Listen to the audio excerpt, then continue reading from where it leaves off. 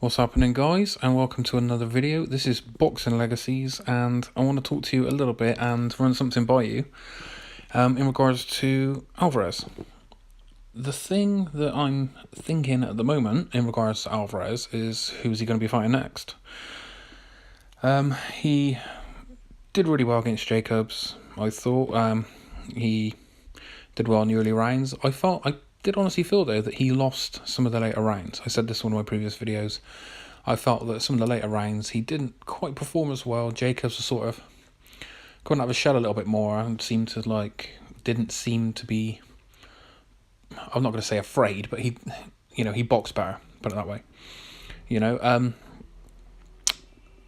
I've been looking at the schedules of other fighters and stuff, and I've been looking at, how things will work out in the future, and as I say, the next 6 to 12 months. And I've been looking at opponents for him. Obviously, he needs to get his hands on a WBO belt. That is probably one of his priorities, going to be up on the list, to unify division. That is probably one of his highest priorities. You've got Golovkin standing in the way of that. And what I mean by that is the WBO belt holder, Andrade, however you say it, is he fights in June. If he wins convincingly, comes away unscathed, he's probably not going to be ready to fight again until about October sort of time. June, so you got 2-3 months. Who was Alvarez going to be fighting in the meantime? The obvious choice would be Golovkin. The obvious choice would be that third fight, that rematch, with the other two being so close. I couldn't even call it on the second fight. I mean, some people say Golovkin won. Some people say Alvarez won. They both had outstanding rounds at points. They both had even rounds. It was quite a tough one to call, to be honest. Quite a lot of people say, oh, Alvarez won. Then you got the Golovkin fans saying the opposite thing.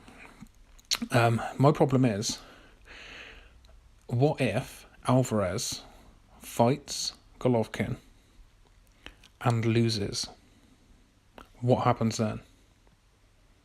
It's like everyone's mapped out this path for Alvarez and how he's going to achieve greatness.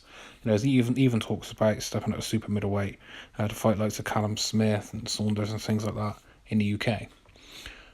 But everyone's mapped out this long road, forgetting the fact that if he fights Golovkin, he could lose. And that would put a giant spanner in the Alvarez, cogs. That's one thing he would not want. You're trying to achieve this greatness. You're trying to collect these belts. You basically gone on a belt collect across these certain divisions. Picking off the interim fighters. Winning their belts. But Golovkin beating you, he would then get his belts. Then the map, it would all completely change. He would then be going down the Alvarez road. And you think Alvarez is going to stand there and think, I do not want a rematch? You could be looking at 4 fights. Because if Golovkin wins his belts back, they could be looking at number 4. If Alvarez wins them back, number 5. We could have a never-ending Golovkin-Alvarez show for the next 2 to 5 years. There's going to have to be a point where they're going to say, look, yeah, I lost. When are they going to give it up? But with Alvarez, I mean, he's a bit hot and cold in my opinion. Some days, some fights, he is outstanding, untouchable. Other fights, he does take a few shots. I mean, he took quite a few against Golovkin. I mean,